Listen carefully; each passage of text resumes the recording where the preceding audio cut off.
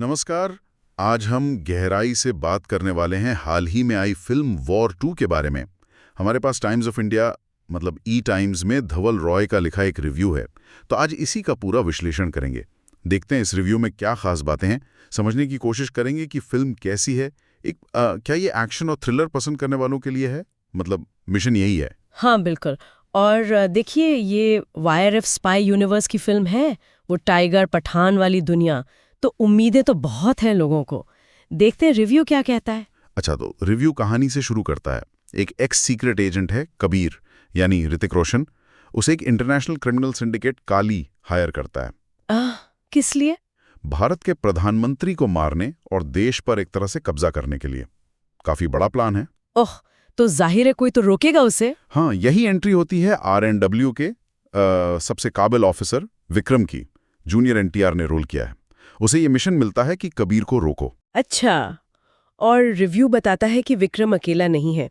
उसकी टीम में wing commander Kavya Luthra यानी कियारा अडवाणी और चीफ विक्रांत कौल अनिल कपूर भी हैं। और मामला तब और उलझ जाता है जब कबीर अपने ही पुराने मेंटोर कर्नल लूथरा आशुतोष राणा की हत्या कर देता है। ओहो, मतलब पर्सनल भी हो गया ये तो। हाँ, और यहीं से रिव्यू कहता है कि डायरेक्टर अयान मुखर्जी ने ना शुरू से ही एक जबरदस्त एक्शन का मंच तैयार कर दिया है। मतलब फुल एक्शन पैक्ड। बिल्कुल। रिव्यू के मुताबिक लॉजिक थोड़ा पीछे रह जाता है और एक्शन का जो पैमाना है, जो भव्यता है, वो हावी रहती है। एक्शन कहाँ है, कुछ बताया रिव्यू में? हाँ, बहुत तारीफ है एक्शन की। स्टंट्स हैं बुलेट ट्रेन पर, हवाई जहाज में, नाव पर और वो बर्फीले स्विस पहाड़ों पर भी। वाह, सुनने में तो शानदार लग रहा है। सिनेमैटोग्राफी और स्टंट कोरियोग्राफी की भी तारीफ है। हाँ, बेंजामिन जैस्पर की सिनेमैटोग्राफी और 3 स्टंट डायरेक्टर्स हैं, स्पिरो राजाटोस, सेयंग ओ, सुनील रॉड्रिक्स। इनके काम को प्रभावशाली बताया गया है। ठीक है, एक्शन तो जोरदार है, लेकिन कहानी, स्क्रिप्ट और स्क्रीन प्ले का क्या? आदित्य चोपड़ा और श्रीधर राघवन। यह रिव्यू थोड़ा मिला जुला है। मतलब शुरुआत तो दमदार बताई है, कबीर विक्रम पर भारी पड़ता है।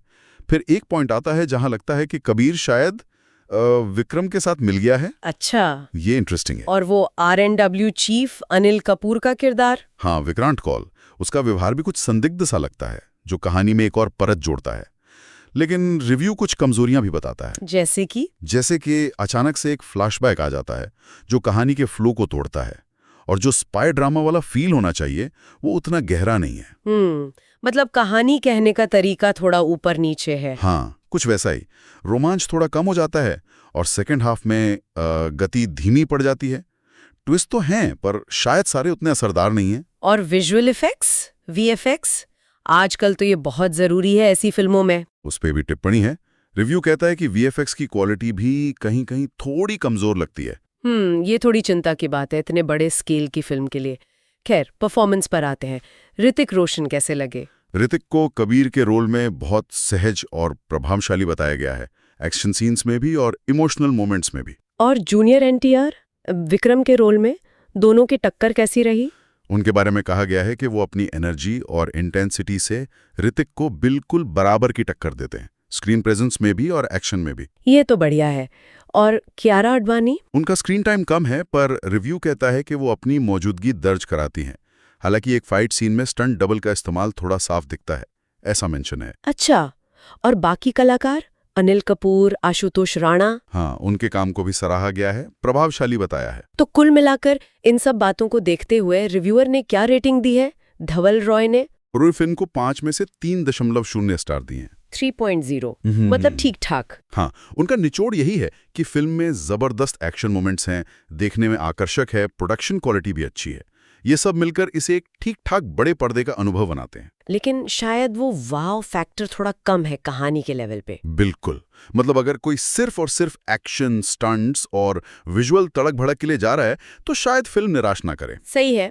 तो रिव्यू के आधार पे हम कह सकते हैं कि एक्शन लवर्स के लिए ये एक विजुअल दावत हो सकती है, लेकिन कहानी और पेसिंग यानी गति के मामले में कुछ कमजोरियां हैं। और यहीं से एक सवाल मन में आता है ना कि क्या आजकल ये जो बड़े बजट की स्पाई फिल्में बन रही हैं, उनके लिए सिर्फ एक्शन का धमाका और स्टार पावर ही काफी है? या कहानी की पकड़, उसका कसाव भी उतना ही जरूरी है? ये सवाल शायद फिल्म देखने के बाद कई लोगों के मन में उठेगा। बिल्कुल, सोचने वाली बात है।